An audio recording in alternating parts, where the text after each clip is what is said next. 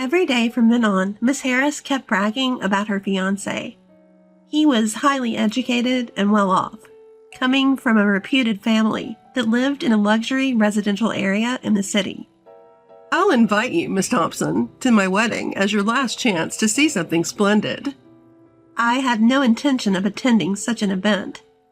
I didn't care about seeing her in her wedding dress, and I was sure I'd be seated with the other female employees. No matter how glamorous the venue or how delicious the food might be, I didn't want to go. As I was thinking that, Miss Harris said, "Oh, right. I'll show you a picture of his house," and started operating her smartphone. "Ah, found it. This is it." Saying that, Miss Harris brought her smartphone screen closer to me. There was a house I recognized. It's amazing, isn't it? The luxurious and wonderful house is his family home. They must be incredibly wealthy. Miss Harris was saying that my eyes did not leave the screen of her smartphone. Oh my, are you surprised? If you want, I can show you pictures inside the house as well. When she slid the photo, a sight I was even more familiar with appeared. It's a luxurious house that you, Miss Thompson, probably couldn't even dream of entering. Are you envious? Cutting off what she was saying, I hurriedly spoke. This is actually my family home. My name is Kimberly Thompson, an employee at a small to medium-sized company. I am already 34 years old, but still single. I've been working at the company, where I got a job right after graduating college, for over 12 years now. Being the oldest among the female employees, I'm in a position often referred to as the old maid. And all the other women who joined the company at the same time as me have left after getting married. In other words, I'm the only one who kept working there. It is not that I'm working there to find a husband. I just diligently work every day. I tend to keep to myself and like being alone, and I'm not very good at socializing. So, from the perspective of those around me, I'm undoubtedly a stick in the mud. But I'm serious about my work, and because I've been at the company for a long time, it seems like the other employees treat me carefully with some respect. Well, I can understand their feelings. I don't go to any social events with my coworkers, and I don't exchange contact information with anyone. I don't hang out in my private life, and I only engage in conversation when absolutely necessary. So it's no wonder they find me boring and don't bother inviting me. But because I've been at the company for a long time, and I'm good at my job, they can't complain. I'm quite a senior. I think that's the kind of awkwardness I bring. As for me, I actually find it convenient not being approached by others. I can work in peace, and I can spend my breaks freely. Plus, this job doesn't involve any entertaining or client-facing tasks. So I'm not caught up in any troublesome human relations drama. And I can spend my days off watching as much of my favorite anime as I want. I also like reading, so going to the bookstore and impulse buying books based on their covers is enjoyable. At first glance, some people might feel that my life is lonesome and empty, but I thought this quiet yet peaceful life made me feel happy. However, everything started to change when a young woman joined the company. She was the complete opposite of me, a friendly, cheerful woman with excellent communication skills. Her name is Michelle Harris. Miss Harris was the type to actively approach others, and she seemed particularly popular among the male employees. She was cute and charming, so I figured she easily captured the hearts of the men. When I watched her, I felt like I was watching a character from a movie because she was so different from me. A bright, honest woman at the center of the group. Probably the type of woman I would have a hard time dealing with. While thinking such things, I happened to overhear a group of female employees chatting away cheerfully in the restroom. This all happened when they came into the restroom while I was in there, fixing their makeup and freely starting to gossip and complain. "You know that new girl, Harris? Don't you just find her annoying?" "I know, right? She seems just like she's trying to please men, doesn't she? Definitely gives off that vibe." "That has to be on purpose, right? She's constantly trying to appear cute. It's so annoying. Her only appeal is that she's young, isn't it? She can't even do her job properly. Isn't it embarrassing to just chase men all the time? Such harsh words. It's only natural that a new employee can't do their job as well. Moreover, I thought to myself that maybe Harris has to rely on the male employees because you guys aren't properly teaching her how to do her job. I have a habit of occasionally observing Harris, who is so different from me in appearance and personality. I have seen her being coldly dismissed by the female employees several times. Every time, Harris looked downhearted and ended up talking to a male colleague. So I don't think she's trying to win over the men. She's just cornered into such situations. I'm sure these female employees gossip about me too, just with different content. If Harris is spoken about like this, I'm sure I get it worse. I'm probably just not seeing it because I'm the oldest among the female employees and can do my job well. Interpersonal relationships can be so exhausting. I'm glad I don't have to get involved. Thinking that, I sat on the toilet until they finished fixing their makeup and left. Then, on another day, Harris was unusually mingling and talking with the female employees. I was surprised but glad to see her fitting in with the other women and decided to take my lunch break. As I got up from my seat to go outside with my packed lunch, as usual, I passed by them, and Harris suddenly called out to me. When I turned around, she asked me a nonsensical question. "Why aren't you married, ma'am?" It's clearly a malicious question. As I was struggling to answer, I could hear the female employees behind Harris chuckling. Even the wide-eyed male employees started to laugh. Led on by them. One of the female employees said, "Hey, that's rude," but then praised Harris, saying, "You're such a funny girl, Harris." From then on, Harris started to ask me more and more disrespectful questions that left me at a loss for answers, thinking she would be praised for making fun of me. "Miss Thompson, have you ever had a boyfriend? How many years have you not had a boyfriend? How many people have you been with? Are you by any chance not interested in men?" Harris kept asking me these personal questions without considering my feelings at all, and the level of disrespect only increased over time, and the surrounding employees seemed to find it amusing, encouraging Harris as if they wanted her to do more. I suppose she was happy to be recognized as one of them by the other female employees. Trying to meet their expectations, she kept intensifying her remarks to me. As things escalated, she began to flaunt her own status to me. "My boyfriend just gave me a designer bag as a gift the other day. I'm going to a high-end restaurant tonight that's booked out for the next 6 months. Do you just eat macaroni and cheese at home, Thompson?" This kind of petty one-upmanship had been her modus operandi. "Miss Thompson, you don't seem to have any connection with luxury items. How pathetic," she would throw in with her sarcasm. Rather than feeling angry, I was beginning to find it impressive.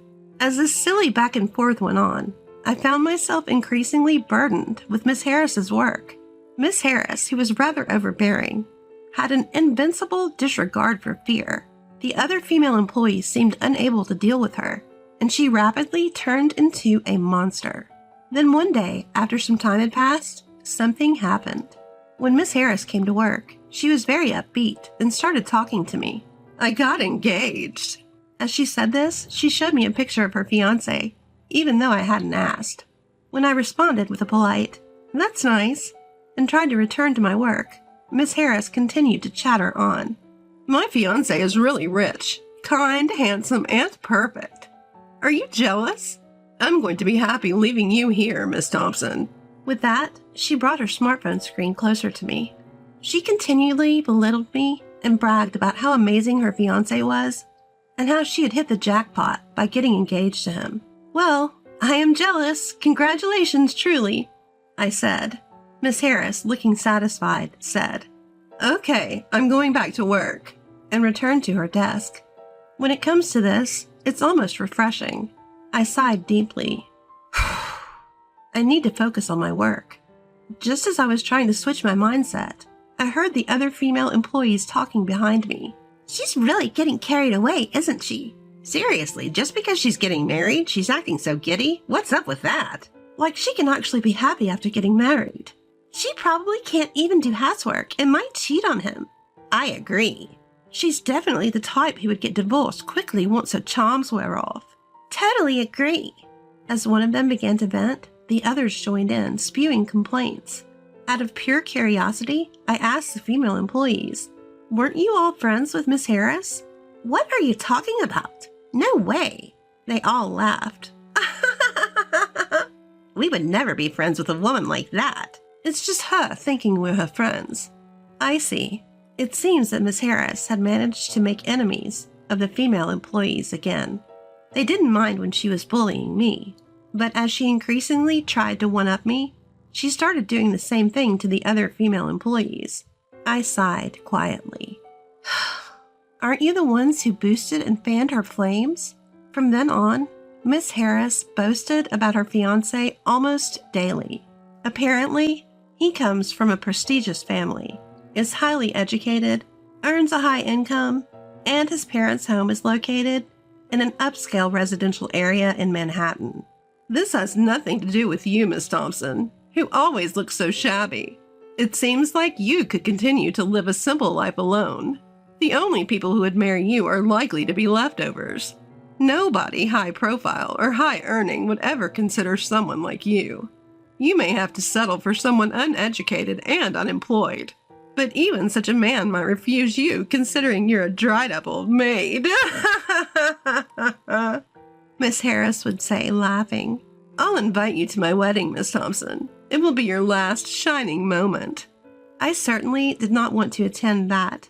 I couldn't care less about her wedding dress, and I'm sure I'd be seated with those female employees. Even if the venue is glamorous and the food is delicious, I wouldn't want to be there. As I was thinking this, Miss Harris said, "Oh, I just remembered. I'll show you a picture of his parents' house." And she began manipulating her smartphone. I wasn't interested in her fiancé's parents' house at all. "Oh, I found it. This is it," Miss Harris said, bringing her smartphone screen closer to me. I saw a house that looked familiar. "Isn't it amazing? Such a gorgeous and wonderful house being his parents' home. They must be extremely wealthy. All this will eventually be mine. I'm on top of the world. I'm now part of the rich gang. If I feel like it, I'll invite you over, Miss Thompson." Miss Harris said this, but my eyes couldn't leave the screen of her smartphone. "Oh my, did that surprise you? Feel free to take a look at the pictures of the interior as well." As she slid the phone across, more familiar scenes appeared. This is... You can't see or enter such a luxurious house, can you? Are you envious? I cut her off in a hurry and said, this is actually my parents' house." "What? What are you talking about?" "Well, I mean this house in the photo." When I said that, Miss Harris looked shocked. "Huh? What are you saying? Just because you're envious, you shouldn't make such a lame claim." No matter what she says, I'm convinced this is my parents' house. Besides, I'm an only child, so it's not like I have brothers who could marry her or anyone else. The only ones living in this house are my parents, who have entered their 60s, and our beloved dog. Miss Harris seems to think I was joking and laughed out loud. "Oh, Miss Thompson, you're so high level, keeping a straight face while fooling around." But I said seriously, "No, I'm not kidding. This is really true," she said, pointing at the photo. "But look, his car is parked here too, right? And how could you take pictures inside a house that isn't yours?" Despite her objections, the photos she was showing me were undoubtedly my parents' house. The placement of things, the floor plan, it was all exactly like the house I grew up in. Then it hit me. I remembered a sales guy who was often coming and going from my parents' house. I'd met him there and talked to him. He was desperately trying to get a contract, telling my parents all sorts of convenient things. I asked Miss Harris her fiancé's name. It was the same name as the salesman. I see. So that man, Aaron, was pretending my parents' house was his own to impress her. What a lame guy. Does he think he could get away with that? I noticed other signs that Aaron wasn't a very good person. He was always smiling, and even when my parents said, We think we'll pass on the contract this time." He would cheerfully respond. "I see. Well, I'll come by again next time." But the moment he left the house, I saw from my bedroom window that he had a really scary look on his face. Maybe he was just angry because he didn't get the contract, but it left me a really bad feeling. There's no need to tell Miss Harris about this, but that house is definitely my parents' house. I won't back down on that. Miss Harris was raising her voice. "What? That house is Miss Thompson's parents' house. That's impossible." No matter how much I explained, she wouldn't believe me. So I decided to take her to my parents' house after work that day. We arrived at my parents' house, and I took her through the gate. I opened the front door and said, "I'm home." Then my parents came out with a smile. "Welcome home. When you said you were coming home all of a sudden, we wondered what was going on. You even brought a friend." "It's not often we see you, but it's nice to see your face after a long time." "We have to serve something since you brought a friend." "We have some sweets we brought when we went on a trip to France with your aunt. We'll serve them with some tea." Looking at Miss Harris, my parents smiled happily. I mentioned the name of her fiancé and asked my parents about him. "Oh, the salesman." "He was here just the other day." Hearing my parents respond like that, Miss Harris seemed to accept the truth. When we arrived in my room, she suddenly began to cry. "What happened? Are you sad because you were lied to about his family home?" Sure, being lied to might have been shocking, but it was not that much of a disaster, I thought. Then Miss Harris said, "I'm sorry," and began to talk about her engagement with Aaron. Apparently, Miss Harris met Aaron at a social gathering. At that time, Aaron told her that he held a position in a major corporation, and when they were alone, he informed her that his family was wealthy, which caused her to fall for his good looks and the status. After that, they went on a few dates and their relationship developed. However, despite Aaron's position in a major corporation, he turned out to be surprisingly stingy. At first, he paid for all of their dates, but gradually, he started making Miss Harris pay, claiming he had no cash on hand. When Miss Harris said something about it, Aaron suddenly proposed, saying, "Actually, I want to save money because I'm going independent. Plus, we need to save for our wedding fund, right?" Caught off guard by the proposal, Miss Harris got carried away and started to shell out cash as he directed. Aaron took advantage of this, borrowing more and more money from Miss Harris, and before she knew it, she had handed him a substantial sum. Still, she fell blindly for his sweet words like, "It's for our happy married life together." If you look at it objectively, you would think that if his family was really wealthy, he wouldn't need to borrow money from his girlfriend. But Miss Harris, who had fallen head over heels in love, seemed to trust him completely. But now it seems, even Miss Harris had come to realize it was a lie. Miss Harris came to apologize to me in tears. "Miss Thompson, I'm really sorry. I apologize for the terrible attitude I've been showing until now. I know I can't be forgiven, but please let me apologize." She explained in tears that she was led by the other female employees to harass me. She didn't really like to gossip or show off, but she was instigated by the other female employees and pressured to join in, or else she would be left out like before. It was hard, but she said she managed to endure because she had Aaron. Again, she apologized and shed big tears. Seeing Mrs. Harris like that made me feel sorry for her. She was really struggling in her own way. We could leave those female employees, but the liar must be dealt with. In a way, my family and I are involved too. We need to teach him a lesson.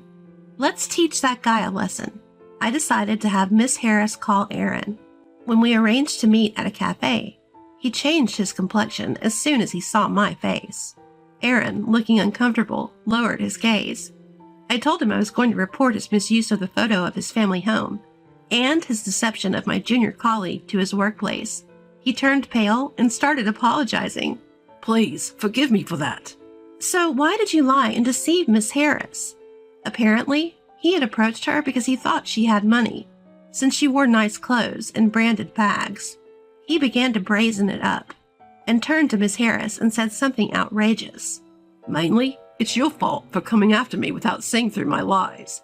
I showed you a nice dream, so you should consider it a gratitude fee." I was stunned at his audacity. It reminded me of the hidden side I saw from the window at my family home. You proposed marriage. That's why Miss Harris trusted you. Then Aaron replied with a defiant laugh. Well, I thought it was the best thing to say. What do you mean? So you had no intention of marrying Miss Harris? Well, yes. I'm not thinking about getting married right away. Aaron casually made such a statement. Miss Harris couldn't take it anymore and started crying. Seeing Miss Harris crying, Aaron looked annoyed. What a terrible man he is. There's no need to show mercy to someone like him. I pulled out a voice recorder and said, I recorded what you just said. And you know you can demand compensation for breaking off an engagement without a reasonable cause. Aaron turned pale and frantically said, Whoa, that's gonna be a problem. Choose between reporting this incident to the company or repaying the money you borrowed from Miss Harris along with some damages, I said. Hearing this, Aaron replied, I'll pay back the money, and dropped his shoulders. That's how we came to an agreement that he would pay back Miss Harris. It seems that Aaron was cheating, and his mistress was spending money lavishly, more than his salary could cover. But he was so smitten with her that he was siphoning money from Miss Harris to keep her satisfied. After Aaron left the cafe, Miss Harris tightly grasped my hand and repeatedly expressed her gratitude. She apologized once again for everything that had happened and promised to change her ways. Since then, Miss Harris has become quite fond of me and no longer exhibits her previous attitude. Even when other female employees act unpleasantly, she no longer lets it bother her and concentrates on her work. Seeing her like this, the female employees still badmouth her, but I think they're just not worth dealing with. Later, when one of the female employees got engaged, a nasty war of words began among them. Petty jealousies and grudges started affecting their work, and a fed-up supervisor escalated the matter, resulting in each of them being transferred to different departments. Being on their own, these women weren't particularly harmful, and it seems they are now working quietly in their new departments. Our department has become peaceful and calm, and Miss Harris has been able to work more freely. Lately, Miss Harris and I have been having lunch together, sharing our hobbies. Thanks to her, I've developed an interest in fashion, and she has become a big fan of anime. I may not be friendly with everyone, but having someone like Miss Harris, whom I can trust, has made working at this company more enjoyable than ever. Money and status may be attractive, but they are only a part of life, not everything. I may be plain, but I believe that being able to live a peaceful and calm daily life is truly the greatest happiness. I made myself lunch today. I want to be a better cook, so please have a taste, she said. All right, let's go to a nearby park and eat, I replied. Yes, she replied happily.